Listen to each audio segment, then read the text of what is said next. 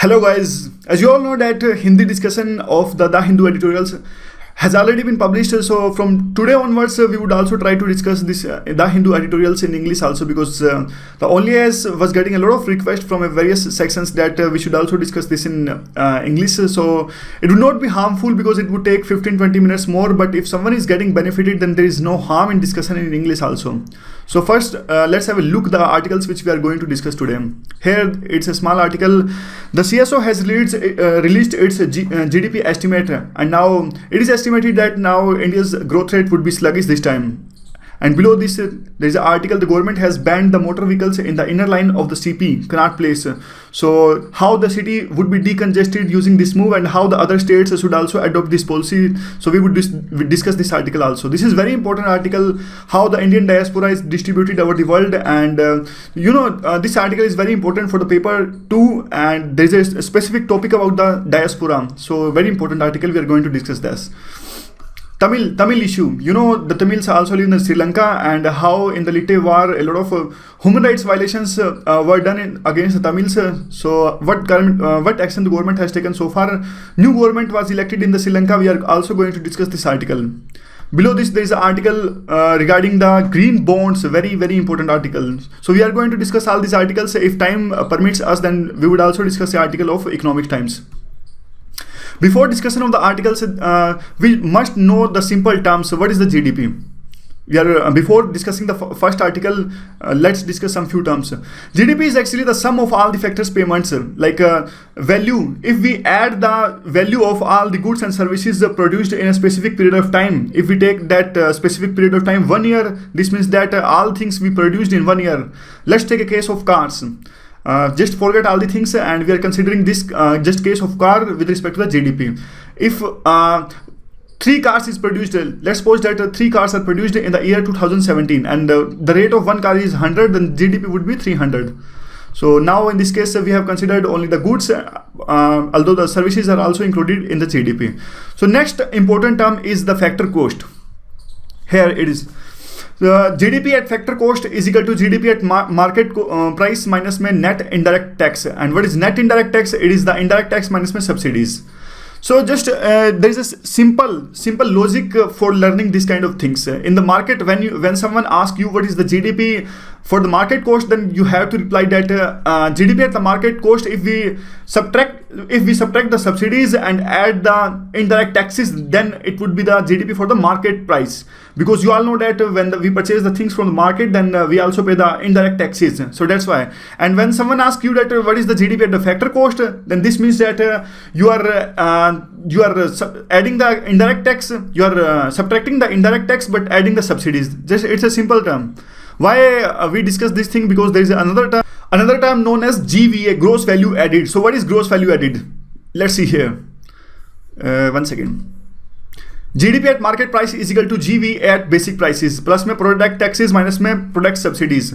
So let's rearrange the equation. If we bring these two terms here on the left hand side, then we would find that GDP at market price minus में product tax plus में product subsidies. So this means GDP at factor cost, because we know that GDP at market price minus में product tax plus में subsidies is equal to GDP at factor cost. In the last slide we saw that. Here you see. So now, if someone asks you what is the GAV at basic prices, you can say that GDP at the factor prices is equal to gross value added at the basic prices. So now next is GDP at factor cost. Now the government has replaced the gross value added with the GDP at the factor cost. And for measuring the GDP, now we consider the GDP at the market prices, because all the major developed countries also use the GDP at the market prices. That's why to measure the parameters of the economy, we also use this GDP at the market price for measuring our economy with respect to the other economies of the world.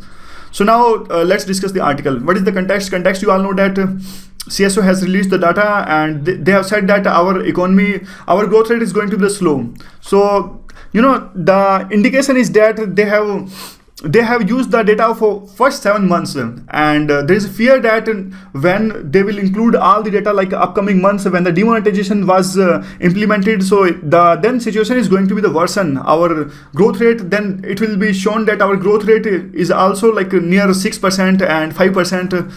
So two terms which we discussed, GDP and the GVA. At GDP, if we consider GDP, they estimated that now from the GDP perspective, our growth rate will be 7.1%, and last year it was 7.6%. And from GVA, gross value added perspective, our country would grow from 7%. Last year it was 7.2%. So definitely there are enough signs that our growth rate will be slow this year.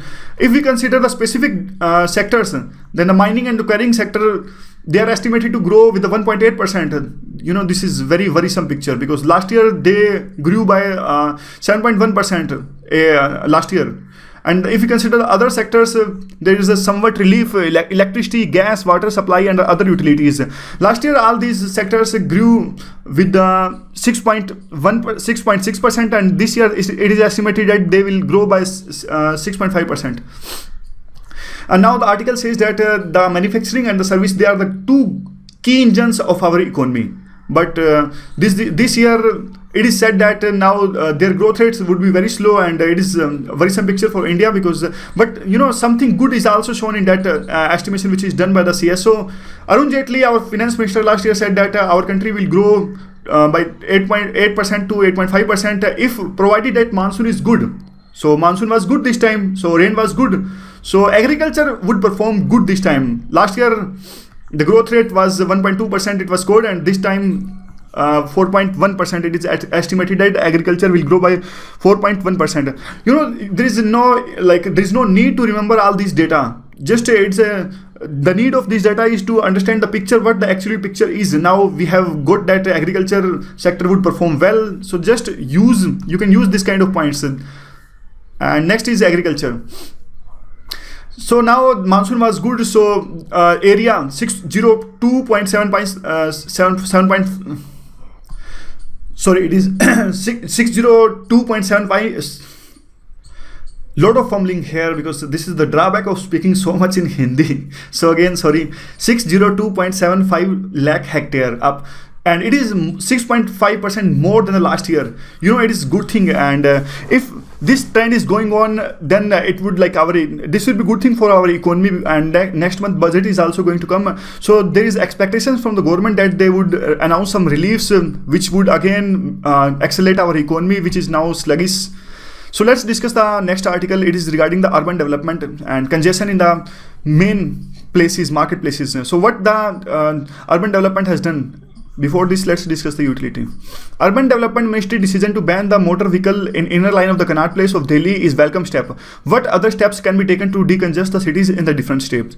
So when you try this question, try to address the demand of the question, not just stick to the what has been said in the article only, because it's sometimes it is drawback of the article.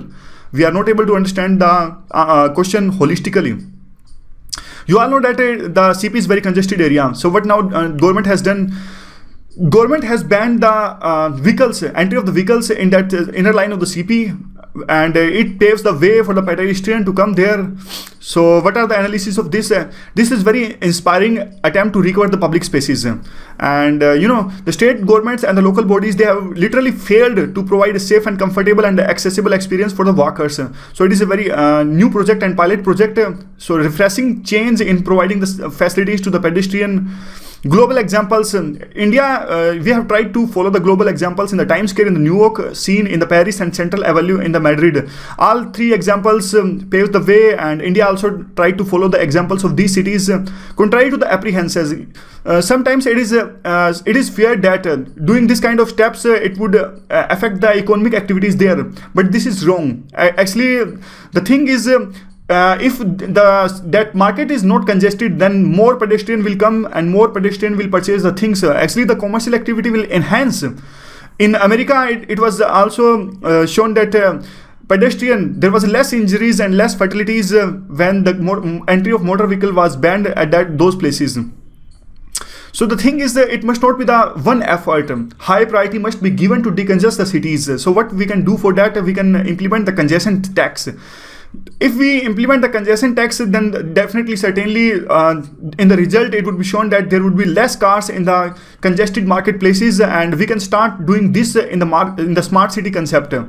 And the revenue which we would got by this congestion tax, we can use that revenue for making the roads, for providing the facilities to the bicyclers and emission free. This would also help us to curb the climate change. According to the report, the name of report is not important. The British capital lost the 5.5 billion in a year as a financial cost because of the congestion. So this is the result. Like see how much our economy is affected if our cities are congested. So the article says that we should use the cars only for the longer distances, and state governments and the local bodies must come together so that our cities can be decongested. So this was the important article. Let's discuss the next article. It is related to diaspora. What is the utility of this article? India diaspora is distributed into the different parts of the world, although it advances the India's interest in the foreign countries, but faces a lot of challenges also. So very important article for the paper too. First, let's see this picture. The article says that our diaspora is of two types. First kind of diaspora is there in the East African countries and in the Middle East. And the second kind of diaspora has been distributed into the Western countries like USA, Canada, Australia, New Zealand. So first, they give some kind of picture about the West Asia. The article says that the West Asia has scored a good growth in the last few years, and they have depended on the one single commodity, that is the oil, and they have used that revenue in a lot of spending, and the construction boom also took place there. Cycles of economic expansion and the contraction. Now doesn't matter that whether the oil prices are going up and going down. Now they have learned to live with the dangers of the single commodity. Why, the cities like Dubai and Abu Dhabi, they have also diverged their dependence. Like taking the case of Dubai, we know that the Dubai's oil reserves have been depleted, but now Dubai has converted itself into the regional trade center, and a lot of people go there with the purpose of tourism, and it also has been converted as a financial center like the Singapore and the Hong Kong.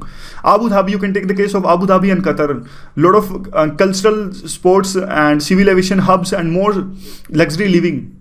So these cities are now not only dependent on the oil factor, other factors are also there like tourism and the sports, aviation hubs. These countries also have invested some sovereign funds in the other countries. Sovereign funds are those funds when this kind of countries invest, like Middle East countries, they have a lot of money, but they don't know how to invest that money. So what they do, they use that money to invest in the other countries. So they get revenue from this. That's what these countries want. They want the revenue. Next is presence of Indian diaspora.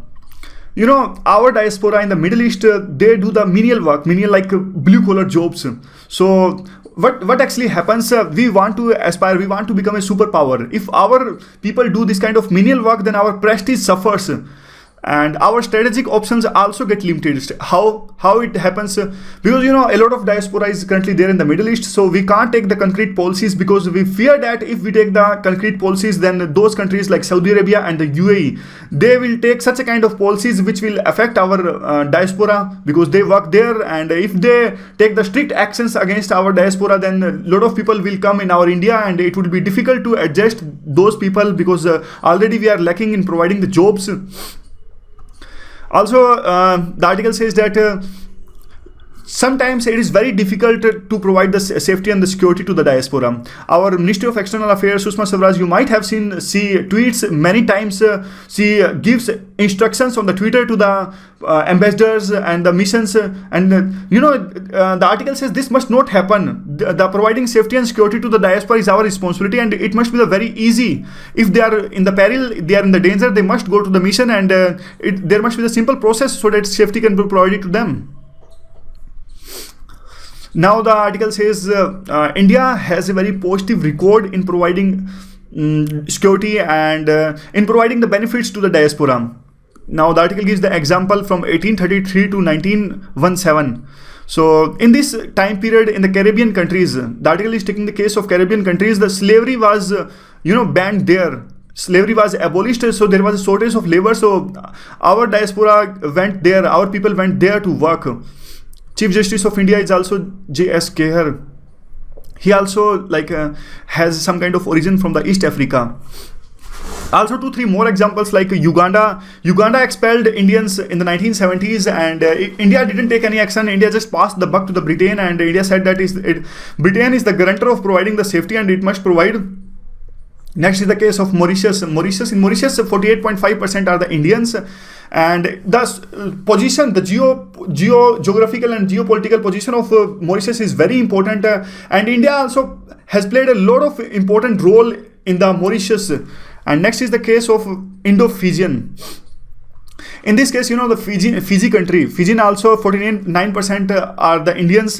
Or in 1987, Indians, the people of Indian origin there wanted to establish a multi-ethnic government there. But the Lieutenant Colonel Rabuka overthrew that elected government, and actually India didn't interfere at that time. So there was a lot of criticism that our people were involved, the people of Indian origin were involved. Why did India didn't interfere? Next is the diaspora in the Caribbean countries. The countries like Guyana and Trinidad. Here, these are the West Indies countries. You also might have seen India plays the cricket with the West Indies, and India policy in the past has been India didn't interfere in those countries because India feared that if we take some kind of steps, then their government, the foreign government, you can say that there may be the resentment against our people of Indian origin if we take some kind of steps. So India didn't interfere in those countries. But now India has been, you can say that, asserting itself. You can take the case of Modi. Whenever Modi goes in foreign countries, then a show is being organized and Modi interacts with the Indian diaspora there. So next is the diaspora in the Western countries. Our diaspora is very strong in the Western countries. Taking the case of US, actually in 2006 a nuclear deal was signed between the US and India. It was said that our diaspora played a very important role in concreting or in cementing this deal. US has the highest number of Indian origin people, and 4 million. No, sorry. Again, I say that in US the diaspora of Indian origin is 4 million. In UK. One second. Some figures are there, some facts are given. You can see these facts. Important. You can write these facts whenever the question of diaspora comes. If you can use, then these facts are important. Otherwise, not that much important. For prelim perspective, you can leave that. Value addition, you can use these facts. Next article says that the diaspora is so strong in the US that NDA-1 government, the Vajpayee government, actually, appointed a special ambassador to the US, but the US government opposed this because they said that it is against the protocol, blurring between the loyalties. Article says that Modi has gone to the next level. Rockstar shows are being organized and lot of interaction with the diaspora. But this is also interaction after extent. It is not a good thing, the article says. You know why? Because the majoritarian community in the foreign countries, like you can take the case of whites in the US may not take there may be the resentment in the whites against this kind of things, because they may say like that. They may ask the Indian people in the US where your loyalty lies, whether you are loyal towards the USA or whether you are loyal towards the India. So after an extent, it is not good thing if we interfere in that. We interact more with the diaspora which is there in our foreign countries, because the issue of loyalty may come. Next is the case of Sikhs. Sikhs are highest or largest component in the diaspora in the Canada, and after Sikhs, Hindus and then Muslims. The Canada's PM said that there are more Sikhs in our country than India, and their defense minister is also Sikh. China's diaspora is also strong and 50 million strong, and they are also helping to integrate the China's economy with the world economy. What is way forward? Way forward is that Indian diaspora remittances, the money they send from the Middle East or wherever they are, it is called the remittances, when they send back their money which they have earned there. It is of vital assistance, but now we have to go to the next stage. So while going to the next stage, we have to remember 3-4 things. What are those things? Wisely, proactive and secular. So 3 things. We have to adopt the policy towards the diaspora which must be the wisely, proactively, and third is in secular way. Next article is regarding the Sri Lanka. Before discussing that article, there is little context.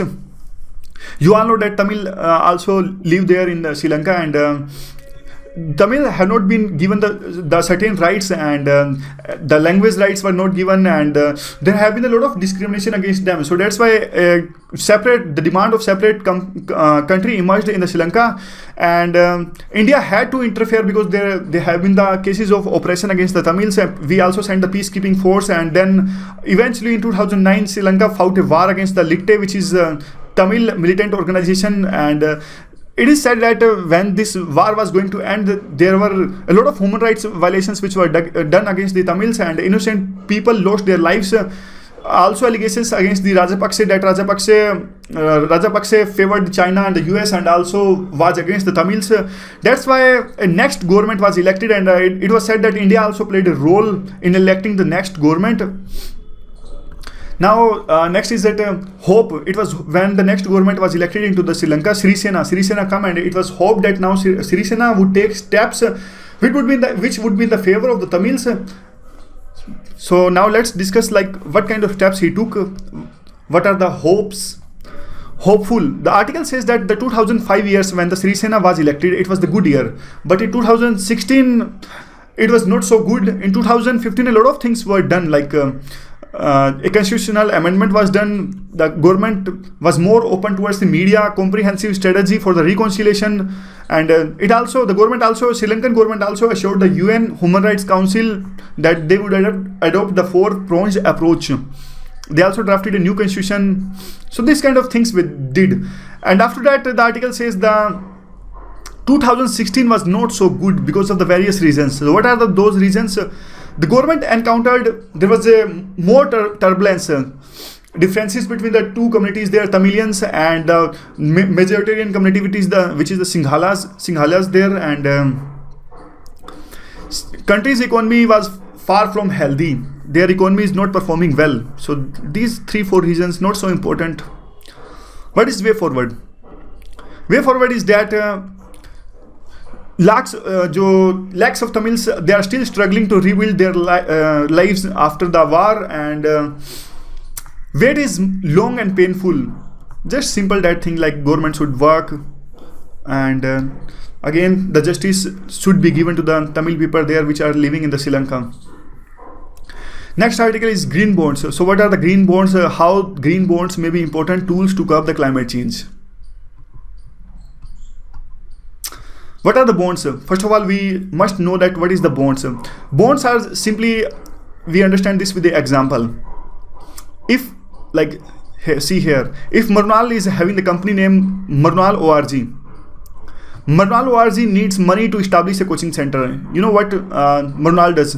Marunal needs money. Marunal releases a bond, and someone like you can say that Roman Sani is interested in investing some company so that he can earn the money. He's having the money but Roman Sani doesn't know that how to earn more money with the money he is having. So Marunal releases the bond. Marunal says that I need the 100 rupee. Ask the Roman Sani that I need 100 rupee. If we sign a bond, I give you bond in which I would give you some certain interest rates on that money which you will give me. Understood? It is simply a bond. If you are not complicating the issues, see here. Government and the corporation issue bonds. When they need money, they give bonds to the persons from whom they borrow, and then the corporations give certain kind of interest rates on the money which they have borrowed from the persons. So this is the simple thing. And what are the green bonds? When we take the projects, when we invest the money which we have accumulated using the bonds in the green projects, then it is called the green bonds. Simply, companies need the money for establishing the solar projects, wind farms, and they release bond for collecting that money. Then it is called the green bond. Simply, the money for the green projects, it is called green bond. And now again, what is green bond? Using this, we finance the environmentally friendly business asset. And background, what is the background? First green bond was issued in 2007 by the two multilateral development banks. And the green bond markets, they have grown exponentially, currently pegged at 180 billion in the cumulative issuance.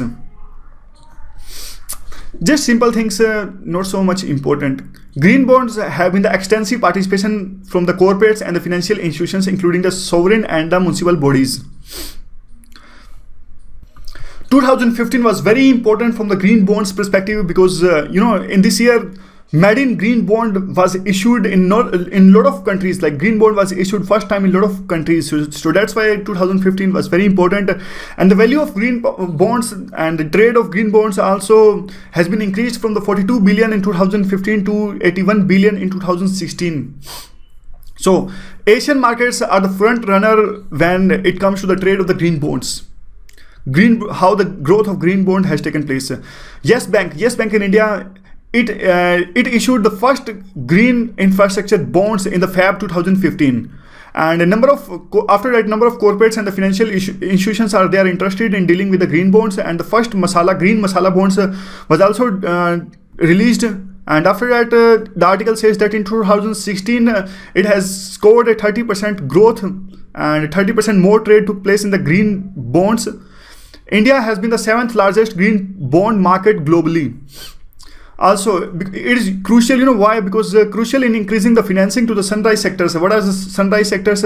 Like renewable energy, these are the sunrise sectors because these releases very less greenhouse gas emissions, so they help to curb the climate change. Green bond also helps for the sustainable growth. Sustainable growth is that growth when we use the nature but not affecting the growth of our future generations. So we don't interfere much with the resources, and we leave the resources for our upcoming generations also. Simply these simple facts, and now it has been given some kind of data, like 62% of green bond were dealt in the green bond proceeds, 62 renewable projects, and then transport sector, and then these sectors. So not much need to remember this data. Next is way forward. Way forward is simply, before this, a simple one thing we left. Regulator reforms. The article says that regulator also they have provided a platform. Like regulators like SEBI and RBI, they released their policies in the favor of green bonds. They paved the way. They made their policies like that the growth of green bond must take place. So that's how our government is also helping, and regulators, they are also helping. Green bonds are because they also know that green bonds are important for the sustainable growth. What is way forward?